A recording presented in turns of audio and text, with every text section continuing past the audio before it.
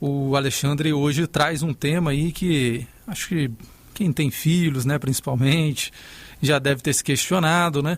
Vício em games, que entrou esse ano na classificação internacional de doenças. Alexandre, obrigado, viu, por conversar aqui com a gente mais uma vez. Boa tarde, boa segunda-feira. Boa tarde, Rafael. Boa tarde para todo mundo que nos ouve. Sempre um prazer estar aqui, viu? Explica pra gente, Alexandre, esse vício em games, né? A partir de que momento que se torna um vício? Como identificar?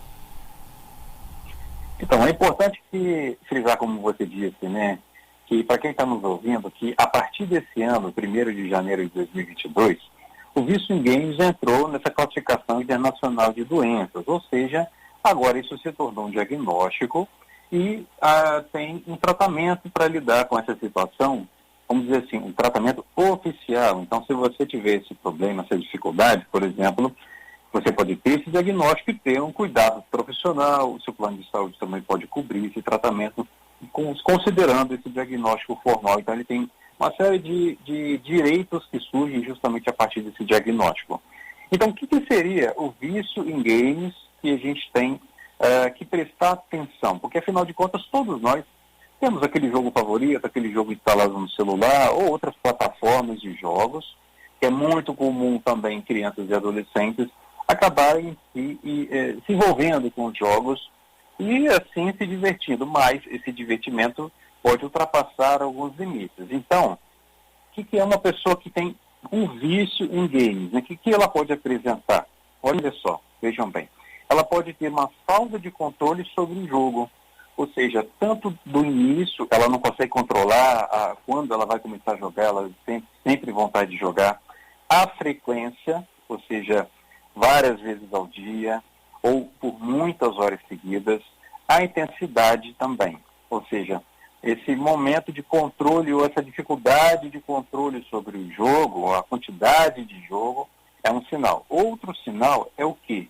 Que vai priorizar o jogo, né, os jogos em games, em relação a outros interesses da vida e mesmo das atividades diárias e cotidianas. Então, você vai ter alguma atividade para realizar, alguma obrigação, alguma tarefa, enfim, mas você vai dar prioridade para o jogo e não para as outras coisas da vida, para os outros campos da vida.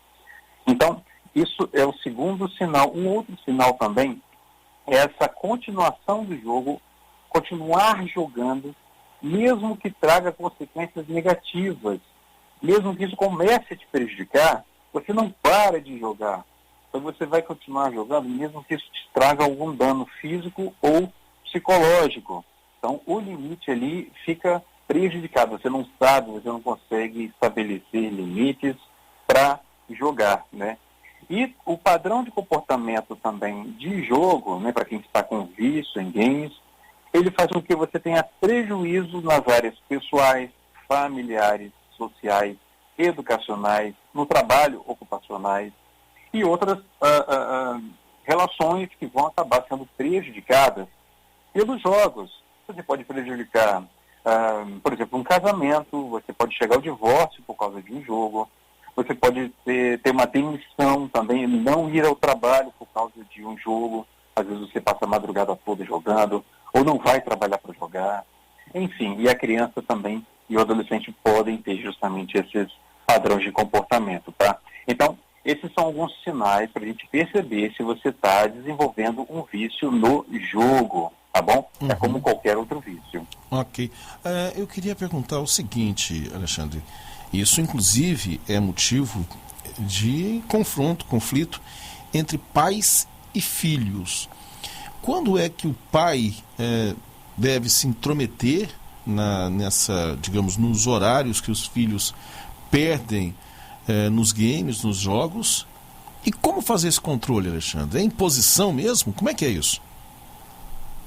Então, esse é um primeiro ponto muito importante, porque quando você começa a ter consciência desse problema, em geral se inicia por meio de um diálogo. E esse diálogo vai tentar mostrar para a criança, para o adolescente, o quanto aquele jogo ali está fazendo com que ele perca outras oportunidades, outros momentos, ele se afaste da família, se afaste daquele momento que a família está reunida, começa a ter prejuízos na escola, no desempenho escolar, ou prejuízos físicos no sono, enfim. A criança ela pode deixar de ter relações com outras crianças para ter um contato com o jogo. Talvez ela até tenha contato com outras crianças, mas apenas por meio do jogo, né? Aqueles diálogos virtuais. Então, os pais têm que justamente fazer essa intervenção para que isso não evolua. Então, colocar limites de tempo. Alguns jogos, dependendo, tem até recursos para que você consiga colocar um determinado limite de tempo e ele é interrompido a partir desse tempo. Você começa também a incluir a criança ou adolescente em outras atividades também que vão para além dos jogos, né? Cuidar da alimentação, cuidar da rotina, cuidar das atividades, colocar novas responsabilidades para a criança ou adolescente também desenvolver e que essa criança ou adolescente também se sinta acolhida, porque pode ser, pessoal, que o vício em jogo indique algum problema que está se manifestando justamente nesse vício. Então, vou repetir. Muitas vezes o vício em jogo é um sinal de um outro problema que talvez precise ser tratado e que o jogo se torna uma fuga, vamos dizer assim. Que o jogo se torna algo exclusivo e que ele não sabe lidar. Às vezes a criança realmente não sabe lidar com alguma situação e ali ele fica alienado no jogo. Então é importante não só tentar fazer uma intervenção, colocar limites, mas também tentar entender por que esse vício apareceu, o que está sendo necessário mudar ali, talvez, no ambiente familiar, no ambiente escolar, etc. E por isso é importante também ter a orientação de um profissional da psicologia. Ok. Alexandre, uma curiosidade. Você vê algum ponto positivo nesses jogos, nesses games? Quer dizer, sei lá, para o desenvolvimento de algum tipo de habilidade, alguma coisa, sei lá, relacionada a eventual crescimento mental. Você acha que tem alguma vantagem nesses jogos? Tem, Cacá, tem vantagem sim. Esses jogos, eles permitem a capacidade da imaginação, da abstração. Eles podem trazer problemas que talvez sejam necessários a ser resolvidos por meio do jogo. O jogo às vezes simulam problemas, ou faz com que a criança e o adolescente possam aprender a criar estratégias dependendo do jogo. Alguns jogos fazem com que desenvolvam algumas habilidades cognitivas, mas tudo isso depende do uso do jogo, né? Ele não pode ser um uso abusivo, um uso que você, sem ele, você sinta falta. Porque quando você sente falta de algo, e você precisa desse algo, e você não vive sem esse algo, você está numa abstinência, você está numa dependência. Então o jogo, em determinado ponto, ele pode sim ali ser um movimento de superação, você se desafia no jogo, querendo ter mais pontos, enfim. Tem vantagem e tem desvantagem. Porque na vida, por exemplo, a gente só tem uma vida. No jogo você tem 1 milhão de vidas, por exemplo. Mas as vantagens podem contar também como alguns aspectos cognitivos da imaginação, abstração, superação de si, criação de estratégias que podem desenvolver a inteligência da criança e do adolescente, sim.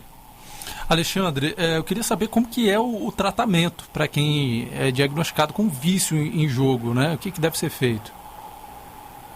Então, esse tratamento ele pode ser feito tanto justamente tratando a condição de vício, ou seja, tentando entender o que te leva a esse vício, qual que é a fuga, qual que é o lugar que esse vício ocupa na sua vida e que te traz talvez tanto sofrimento em outros lugares. Então, muitas vezes, uma dificuldade social, às vezes uma fobia social, às vezes uma dificuldade de relacionamento, faz com que a criança ou adolescente prefira o jogo. Ou ele vai usar aquele jogo ali para uma alienação mesmo. Pode ser que em alguns casos a gente também faça uma associação com uma medicina psiquiátrica, né? Médicos, psiquiatras podem contribuir também caso o jogo esteja alcançando um nível de estresse e ansiedade tão alto que precisa entrar com uma terapia medicamentosa. Então, a terapia psicológica vai ajudar para o significado do jogo, as estratégias para sair desse jogo, ou fazer um bom uso disso, e talvez uma terapia medicamentosa para justamente lidar com esse momento mais intenso da ansiedade e angústia que o jogo pode causar. Tá certo, conversamos mais uma vez aqui com Alexandre Brito, nosso psicólogo, conversa com a gente todas as segundas-feiras. Alexandre, obrigado mais uma vez, tá? Grande abraço, pessoal. Quem quiser acompanhar meu trabalho, é só procurar no Instagram, tá bom? @Alexandre_Psicologia, @Alexandre_Psicologia, e até segunda-feira que vem, pessoal. Até semana que vem, um abraço.